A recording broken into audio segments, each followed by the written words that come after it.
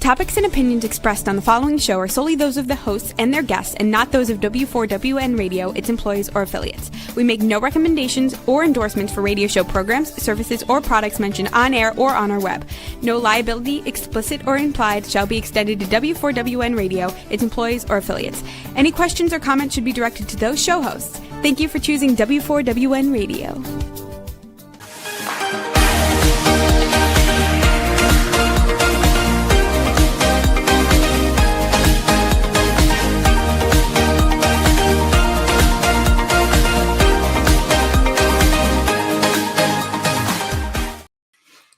Hello and welcome to Fearless Fabulous You. I am your host, Melanie Young, and I am not in a vineyard, but I'm giving you the feeling that I'm a vineyard because today we're going to do a wine show about a place I recently visited. Many of you know that I co-host a show with my husband, David Ransom, who is a wine writer and editor for a major wine print magazine called The Connected Table Live. And we love to travel the world and meet with producers and learn about different wine regions and food to bring our listeners and viewers the information we gather from the places we visit, the people we meet, the wines and food we taste, and bring them to you. Well, I also like to do it on Fearless Fabulous You in my own special way, where the Connected Table tends to focus on conversations with leading people and producers and who they are and their families, etc. I like to take a more fun, fabulous approach because I know that really, at the end of the day, you just want to know what to drink and why you want to choose a certain type of wine, how to pair it with food, figure out where to buy it, how much it costs, and just feel comfortable selecting wine because, gosh, there are so many selections out there. I am a certified specialist of wine with the Society of Wine Educators. I spent 2 years doing that program while I was taking care of my mother. I found out it was a great way to pass the time and frankly do something that I truly love while I was doing a challenging thing, taking care of my mother. I was immersed in learning more about wine, and I am so fortunate to be able to travel with David to different regions with the consortia or the trade organizations who host us, who want us to learn about wine and the regions and the producers and bring this information back to our listeners and viewers here in the United States. So we're going to talk about a region that I have never been to in all my trips to Italy. 7 this year, 2025. But this one region I had heard so much about and I'd never been, and I'd always wanted to go. It was on my Italian travel bucket list. The region is Emilia-Romagna. It's a big region in north central Italy. It stretches from the Adriatic Sea over to way over just under the Veneto. A lot of it is a big fertile plain from the Po Valley. And what's interesting about Emilia-Romagna, it's hard to say sometimes, is that it's considered the breadbasket of Italy. It's considered the heart of much agriculture and some amazing cuisine. So when I was telling people that I was going there, they're like, oh, you're so lucky. You're going to have all these amazing foods. And I said, but we're also going to focus on the wine, specifically Lambrusco, which is a wine that we're going to talk about today. And they were like, wow, Lambrusco. I haven't heard about Lambrusco in a while. What's going on there? Well, I'm here to demystify Lambrusco, and we'll talk about the foods of Emilia-Romagna and where I went and visited on this show today. So buckle up and get ready to take a virtual trip to Italy, to the vineyards around Modena, one of the main towns, cities in Emilia-Romagna. Where is it? There's Bologna. Bologna is the biggest city and one of Italy's biggest cities. Bologna means the fat one. You may have heard of pasta bolognese, a very rich meat sauce. Bologna, very famous for food. It's also famous for a very large university, so it's a big student town. A lot of youth and energy there. It's also known for these amazing walkways called porticos. They're covered and arched, and they're all over the town and connect, and they're actually a UNESCO World Heritage Site. And they're known for these huge towers. It's a city of great food, towers, and the tetto, the covered walkways is what they're called. We only spent a day in Bologna, and we flew in and out of Bologna, and then we were whisked off to Modena, a lovely ancient town, very walkable if you go where flat, comfortable shoes because all the streets are cobblestone, and not even cobble, big stones, rocky stones everywhere you go. Modena is very historic, and around the vineyards of around the city of Modena are these vineyards where Lambrusco is produced. Okay, so what do you know about Lambrusco wines? We're going to start there. One, they're, as I've said, they're produced exclusively in Emilia-Romagna, but in the Emilia part of Emilia-Romagna. Romagna is better known for still wines, like Habana Romana, a very ancient white grape, and a lot of Sangiovese wines, red. Lambrusco is often and incorrectly perceived as a sparkling sweet red wine from Italy. And many years ago in the 1970s, that's kind of what we here in America knew about Lambrusco, because there's a big company called Riuniti. You may, if you're my age, you know Riuniti on ice, Riuniti, so nice. Yes, that's Riuniti, and it's still around. And I actually recently tasted some Riuniti wines here in New Orleans during Tales of the Cocktail, and they were perfectly fine. They were great. But nobody knew anything else. It's like only knowing one white wine or one red wine or one Chardonnay. They only knew Riuniti for many, many years. However, thanks to many efforts to create better educational programs to support and highlight artisan wines of Italy, region by region, through education and the consortio. The consortio are the trade groups that are member driven, with many producers, from small artisanal producers to cooperatives to growers. Their job is to get the word out about the wines of their region and support these producers to help obviously bring the wines to the world. They're trade groups, but they also do a lot of education. So our trip was organized by the Consortio Tutela Lambrusco, and we spent about 5 days. We saw 6 producers, and we toured all around the production area.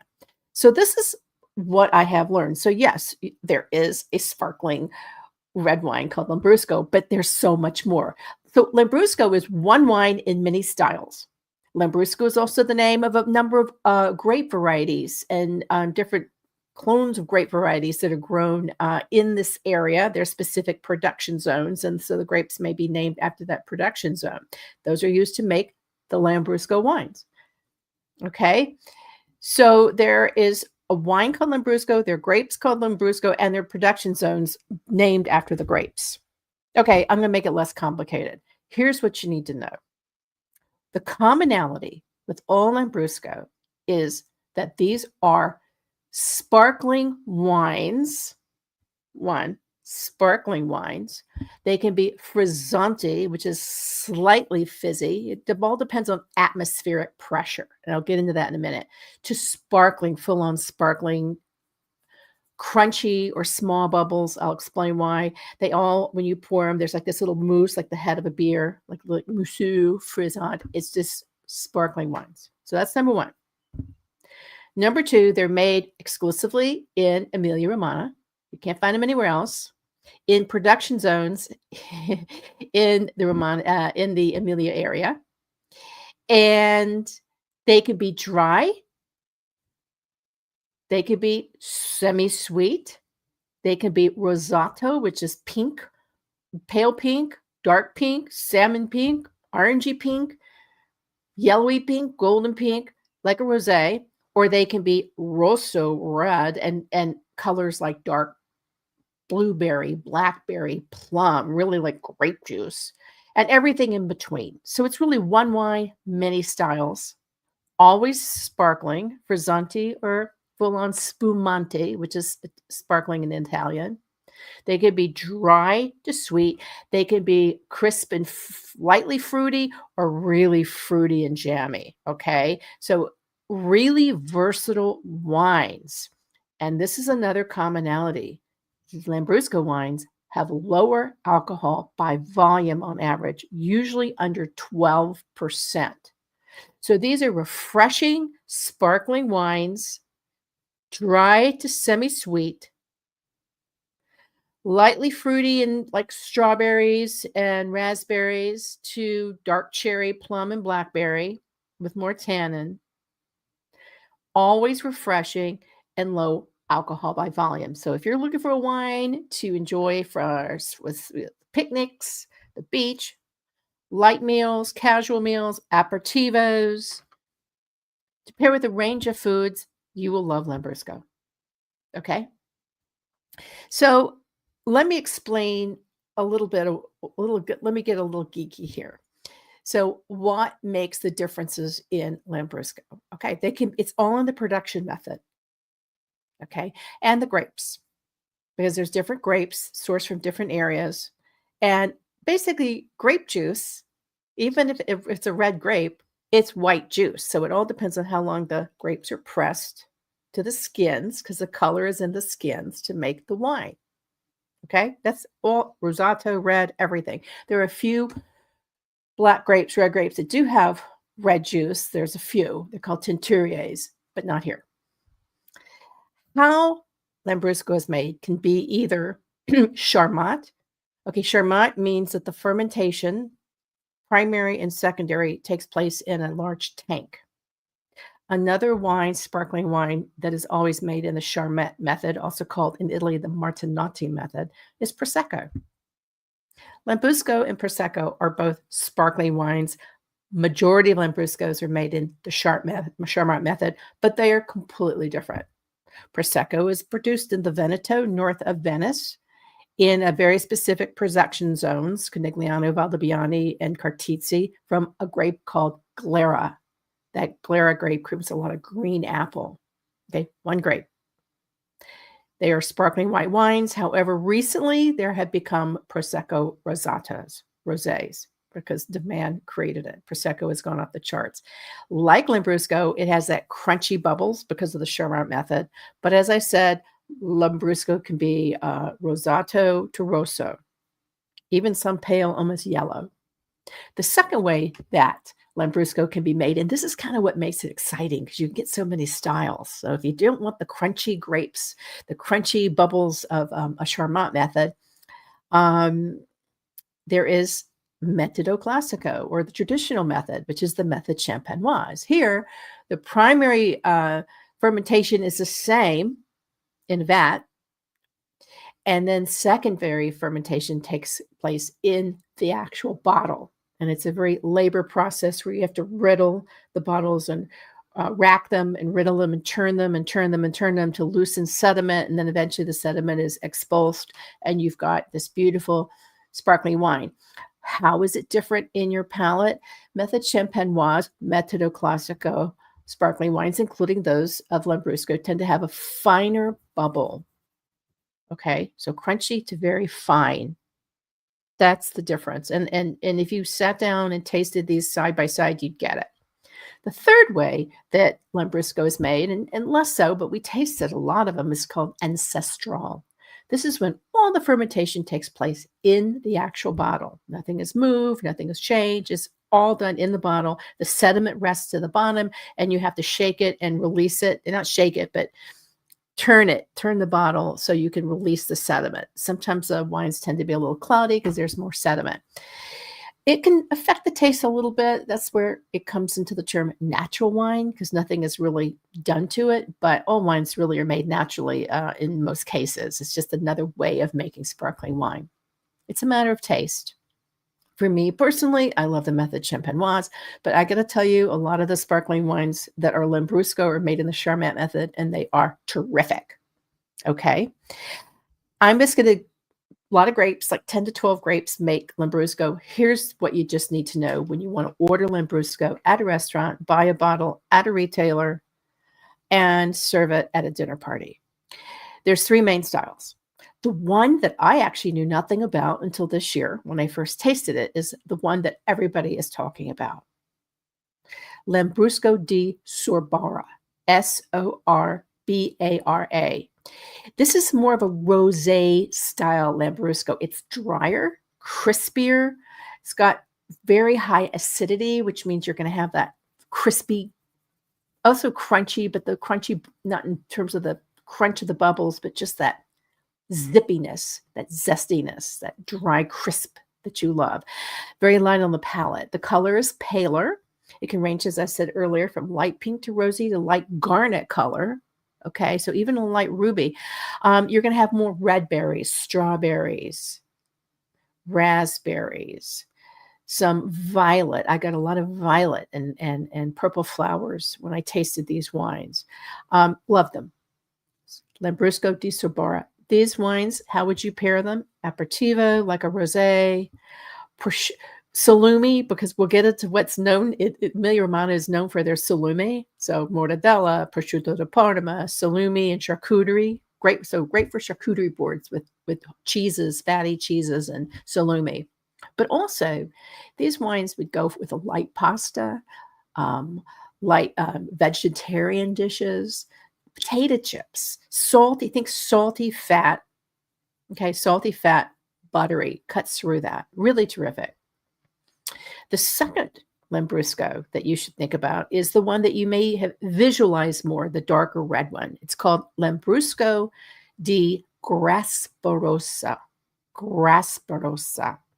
This is the red Lambrusco, so it's fruitier and floral, more tannin because it's got more red wine characteristics to it. You're going to get a lot of blackberry, dark plum, dark cherry, the real grapefruit, the real grape juice that you're used to, but it's so much better than that.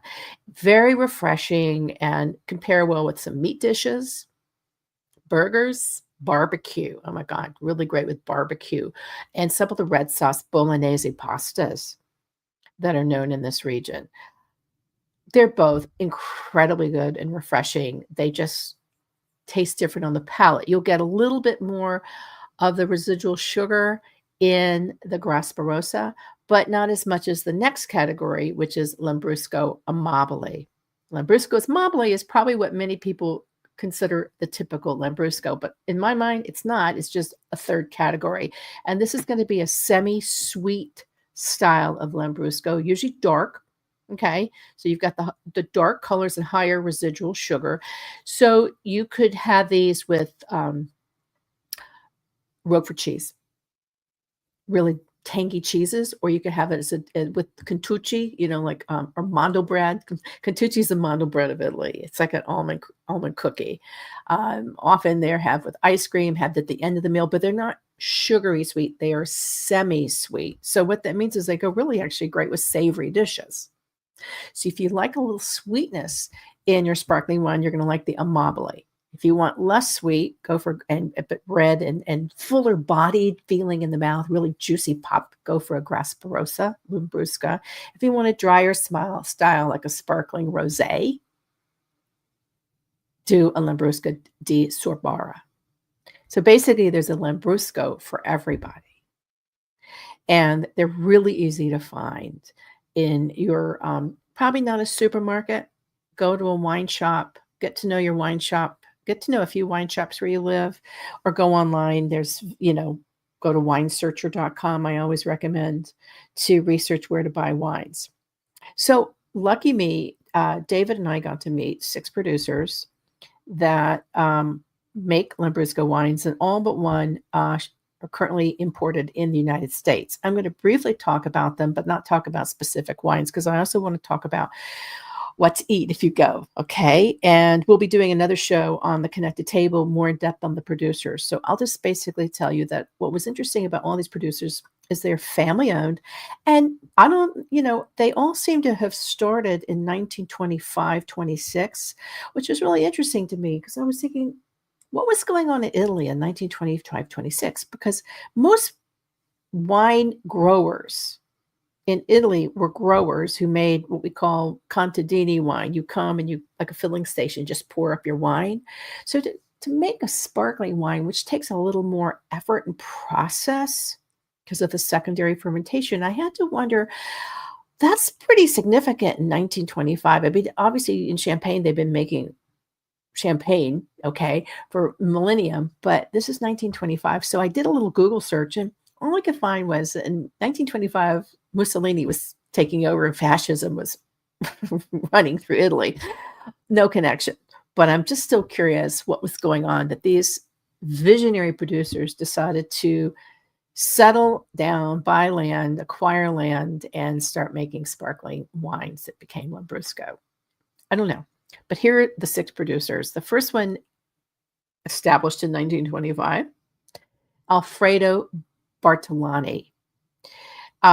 This is a terrific producer. I just learned that a lot of their wines are very popular here, Lambrusco wines here in New Orleans.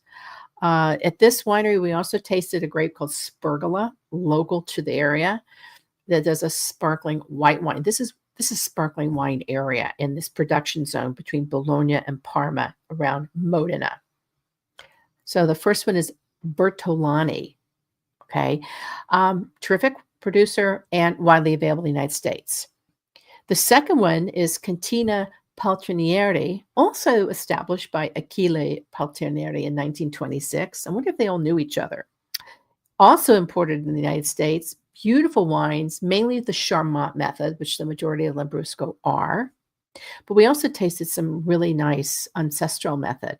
And they also produce at Paltrinieri aceto balsamic vinegar, so balsamic vinegar de Modena, which we'll get into in a few minutes. But that is something you must try and must buy if you go to Modena. The next producer is Tenuta Galvana Superiore. They're all in different production zones, so they specialize in different areas.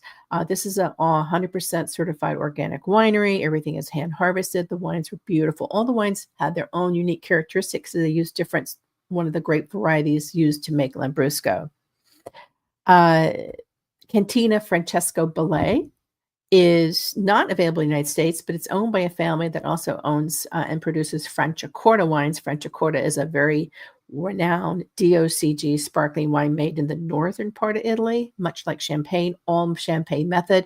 And of course, at Cantina Francesco Balai, they specialize in the Metodo Classico, aka Champenoise method production. So you're going to have that kind of fine bubble type wine. Unfortunately, they're not available in the United States. But my last producer I'm going to mention.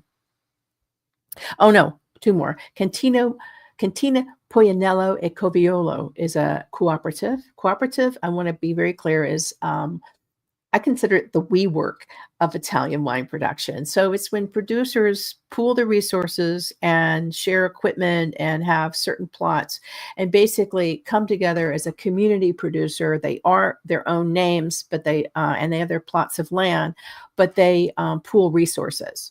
It's an efficient way for smaller producers that may not have the financial resources to invest in heavy equipment to use equipment and do it as a cooperative effort. It is not a negative.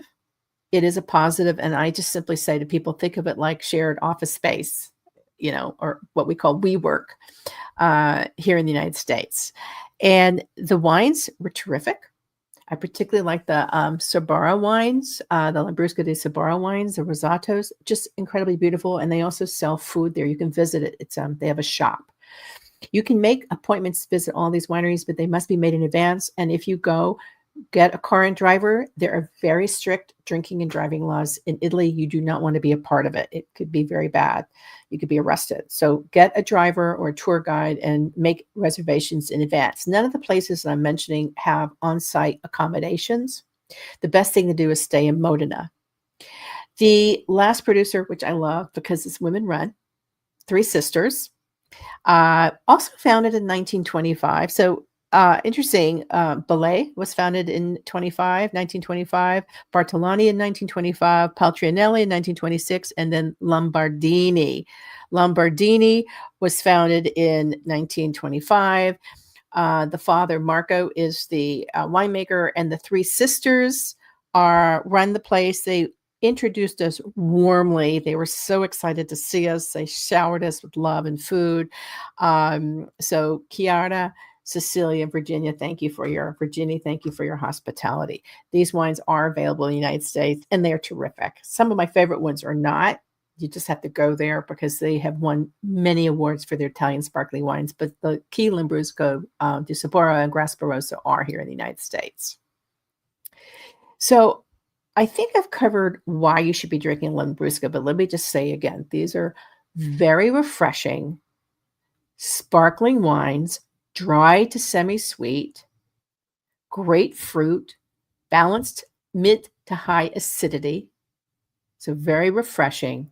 And the alcohol level by volume level is usually around 8 to 10%.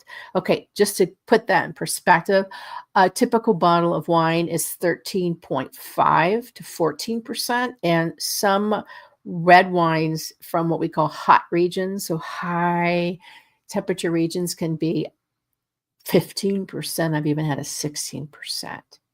So if you really want to keep your alcohol levels down and sip the wine all day and share it with friends, and you don't want that quick buzz, these are great wines. Okay, they're just terrific wines. So that's my little tutorial on Lambrusco. As I said, it's not like Prosecco, which is another special sparkling wine of Italy, produced in the region in the north of Venezia in the Veneto by the Glera grape. It's similar, but not quite Bracchetto d'Asti, a semi-sweet red sparkling wine produced in the Piemonte area, also very good, but tends to be more residual sugar. Lambrusco has its own personality, and as I said, it's one wine, several styles. So you'll find one for you, and I suggest you go out and give it a shot, chill it up, drink it chilled, not too warm, not too cold, never too cold. We always tend to drink our wines too cold, our sparkling wines too cold. You don't want to do that. You don't want it too warm, and always try to drink it within 2 years of bottling. So you want these younger vintages. So we were tasting 2024s. Okay. If somebody offers you a Lambrusco that's 2010, you don't think so. You don't want that one. I did taste one old one, and it had lost its effervescence. So these to be drink young. Okay, so as I said at the beginning of the show, Emilio-Romagna is considered the breadbasket of Italy, and everybody I told that I was going there said, "Oh, you're so lucky. You're going to eat." And you know what? We did. We ate a lot. We ate a whole lot. And the good news is that there's plenty of options for vegetarians, because I don't eat meat, and this is a very meat-centric area. So here's the things you need to know about this region. So Bologna means the fat one. Okay. And you are going to have a lot of pork. It is known for its salume. Salumi is basically the plural for individual types of salumi. Okay. Salume. So there's mortadella. Mortadella is that big, large, round sausage, very pale pink. You're going to see chunks of white lard, cubes of lard in it, and pistachio nuts. It's a delicacy, often served just on, mostly these are served on beautiful charcuterie platters, but you may also have them wrapped in a piadina, which is a flat bread. So mortadella, you must try if you eat salumi. Prosciutto di Parma, that is the finest prosciutto ever, thin, slicely thin, salty, delicate, an amazing flavor to it. And there's another one called salami rosa, a smaller type of pork sausage. They're all pork sausages with cubes of lard, a little bit smaller. When we got charcuterie sent to us, they were just fanned out on a plate with beautiful slices of cheese. Excuse me. So David reached for the salumi, and I reached for the cheese.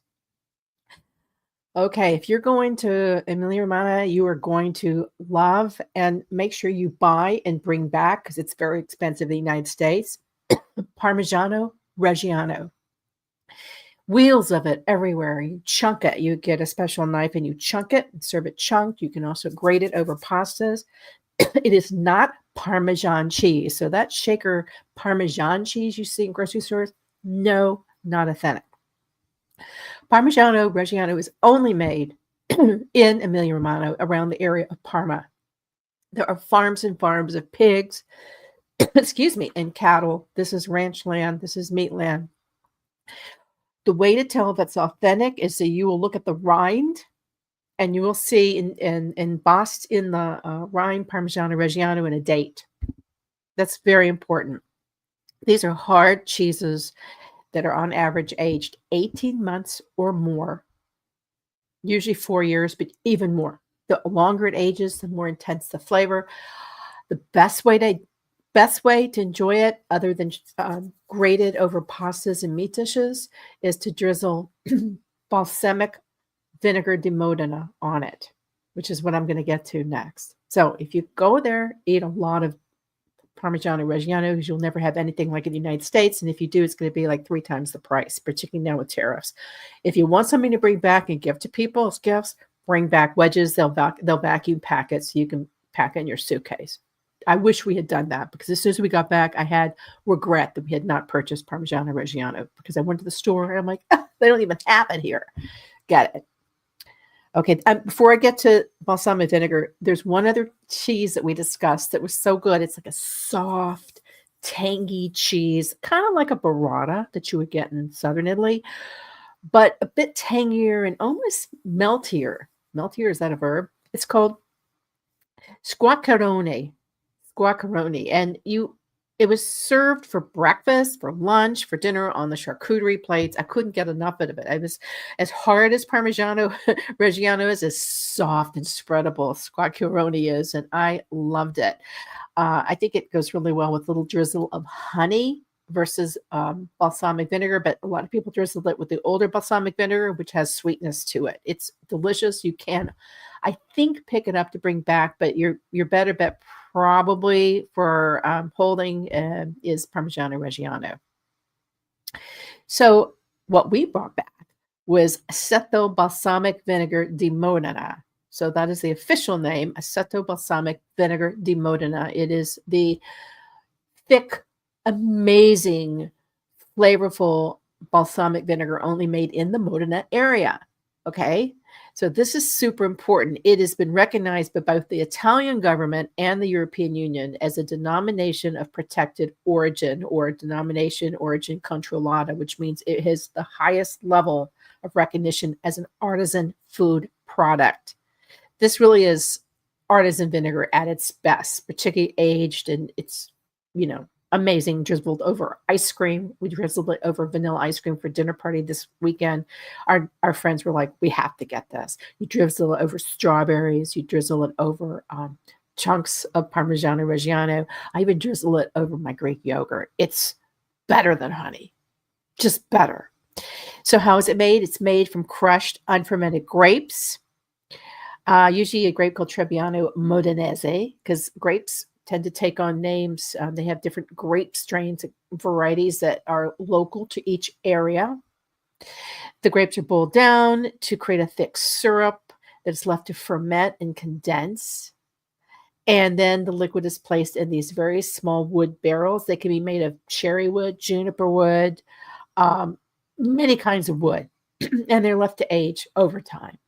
In fact, the word balsamic, balsam, refers to the balminess of the wood and the aromas that would come out of the little production rooms, because they're literally rooms that are separated off and have natural air coming in, filter, to let these vinegars, age over time.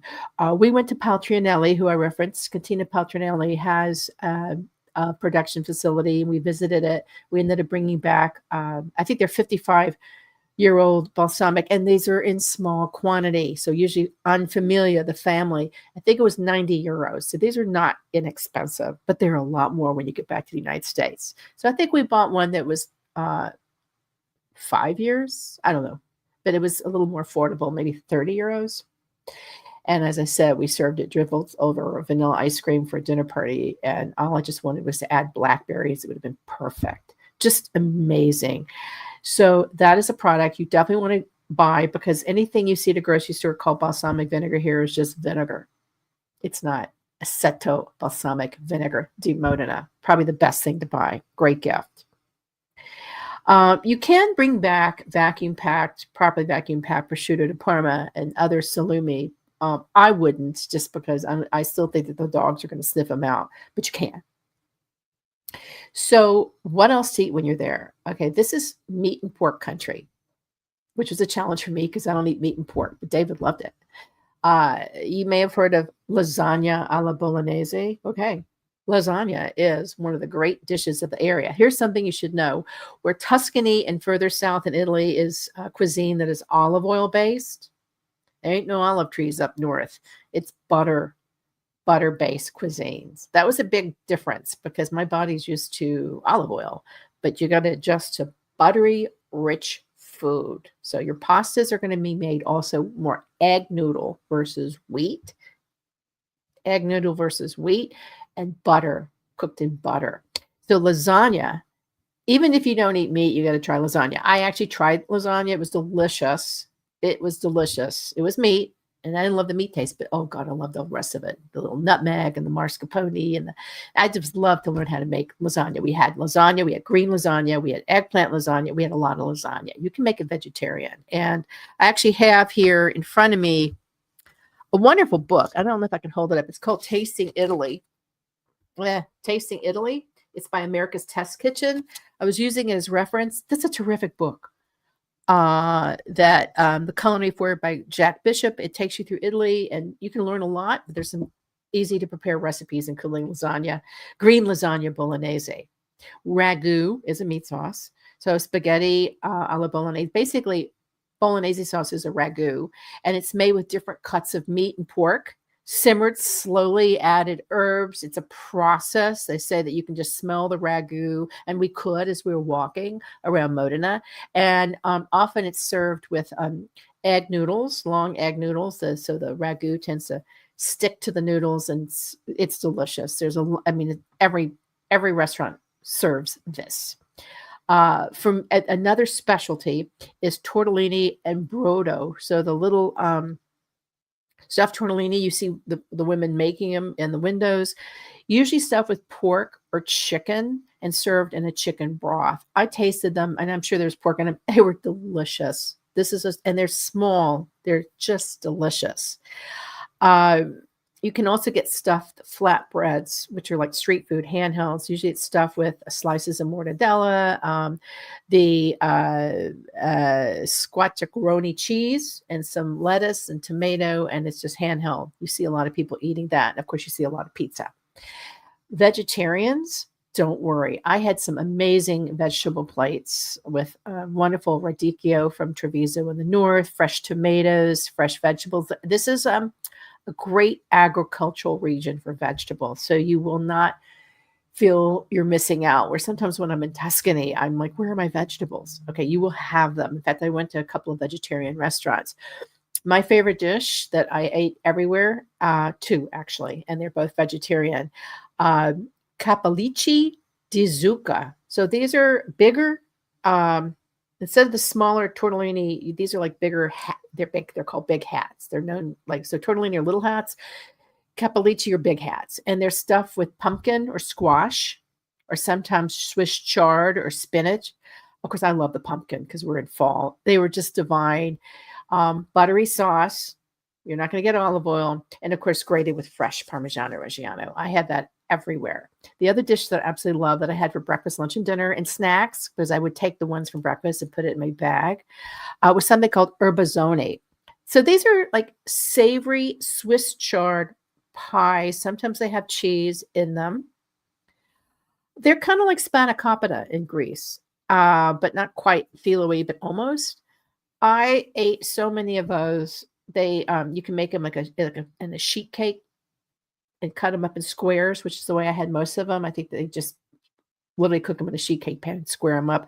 I actually there's a recipe for them in this book, Tasting Italy by America's Test Kitchen. And I was telling David before the show, I really want to try to make these erbazzonis, because what's nice about them, they're great for breakfast for people like me that like savory breakfast, but they're also fun to have as hors d'oeuvres when you're having a dinner party.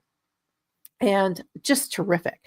Also, lots of black truffles. So I was blessed to have tagliatelle with black truffles shaved over it. Pretty happy about that. The breads are really good focaccia, whereas in Tuscany, the breads taste like sponge. Focaccia has more flavor, and you're going to have a lot of focaccia breads up in Emilio-Romagna. So it's just a terrific area to have savory, flavorful, rich, buttery, meat-centric, pork-centric, but options for vegetarian foods. And what goes really well with these? Lambrusco, because Lambrusco can cut through the fat, stand up to the salt, complement the tanginess and the richness. That's why Lambrusco works, because they often say in the wine and food world, what grows together goes together. Perfect example is here. However, if you're entertaining and you don't want to do an Italian meal, I would enjoy Lambrusco wines with Asian food, spicy Asian food, like dumplings or spicier. I would pair it with sushi. I would probably do a sobara with the sushi for the Lambrusco Grasparosa. I would probably do like a beef dish, an Asian Szechuan beef dish.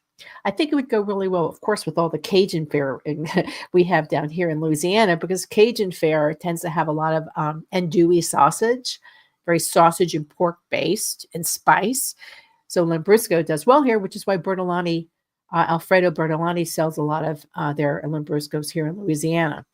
I haven't tried it with Indian food. I would think that the sorbara would probably do better than the grasparosa with curries, but I'd like to try it, and also with Mexican food. But fried chicken, I can only imagine what fried chicken would taste like with either Lambrusco de sorbara or like a hot chicken with the grasparosa, Nashville hot chicken. I think it'd be amazing. And barbecue, pork or beef or chicken with Lambrusco de grasparosa, perfect pairing. So these are versatile wines. I love them. I hope that you're excited about trying them. If you choose to go to Italy and you want to go to Emilio-Romagna, the easiest thing to do is fly directly into Bologna. There are many airlines that service Bologna because it is a major college town, one of the greatest and oldest universities in Italy. It is a UNESCO World Heritage Site for their network of these covered walkways, the tetto. You're going to see these famous tall towers that are actually leaning. You're just wondering if they're going to topple over because the area has been impacted in the past by earthquakes. You're going to see amazing history and buildings, and of course, more food than you can imagine. So be prepared to eat heartily and heavily. Wash everything down with an aperitivo and some Lambrusco wines. And of course, save room for dessert, because there's some wonderful torta cakes. I didn't save enough room for dessert, but I had some wonderful apple torts because of the season, and just cakes. And of course, save room in your suitcase to bring back balsamic vinegar and Parmigiano Reggiano, because when you get back to the United States and you did not have them in your suitcase, you are so going to regret it, like I do now. I wish I had just brought more back, because it is so much more expensive here. It's worth it. So I think that wraps up my little special on visiting Emilio-Romagna and Modena and Lambrusco. Oh, one last thing. If you're going with your spouse and maybe you're tired of looking at food all day, and there's some very historic food shops and pastry shops in Modena and also Bologna. This is two things to note. There is a Luciano Pavarotti museum, because Luciano Pavarotti was born in Modena. And so you can get a car and driver or hire a tour guide to take you to his museum. And within walking distance of Modena is the Enzo Ferrari Museum. There's actually two museums. There's one that is dedicated to the life of Enzo Ferrari, where he was born, a little further out, because Ferrari is everywhere. You can see signs of Ferrari everywhere, because he was born in around Modena. You can even see where his barbershop was. But the one we went to, it was all cars. I called it car porn, because I've never seen so many gorgeous cars in your life. And of course, David was all excited, and all the guys were excited. And you saw car movies, and you learn about Enzo Ferrari and how he created these special engines and become, the motor, the racing champion of the world. If you are into cars, or your other half is into cars, go to the Ferrari Museum. It's a really fun and easy to walk from Modena to see. Okay, lots of museums, music, cars, great food, souvenirs. I think Emilio-Romagna is a place I want to go back and explore more, and I hope you consider visiting as well. I want to thank the Consortio Tutela Lambrusco, who organized our trip. Other than that, I'm giving you the show out of my pure excitement for the area and my desire to help you step outside your comfort zone when it comes to eating and, of course, trying wines, because I want you to sip fearlessly and fabulously, and always in moderation and with responsibility, but with great joy, because it's about savoring life to the fullest. And with that, I close and say, you have a choice on what you do and how you live and where you go and who you want to spend time with. Be choosy, and always choose fearless and fabulous, and anything that brings you joy and gives joy to others, because that's what life is all about. Chin chin. I'm Melanie Young. Please follow me at Melanie Fabulous. Check me out on MelanieYoung.com. Check out my books, Getting Things Off My Chest, A Survivor's Guide to Staying Fearless and Fabulous in the Face of Breast Cancer. I'm a survivor. And Fearless, Fabulous You, Lessons on Living Life on Your Terms, which is the inspiration for this show. Live life on your terms. You deserve it. And I'll see you on another episode of Fearless, Fabulous You. Grazie. Chin chin.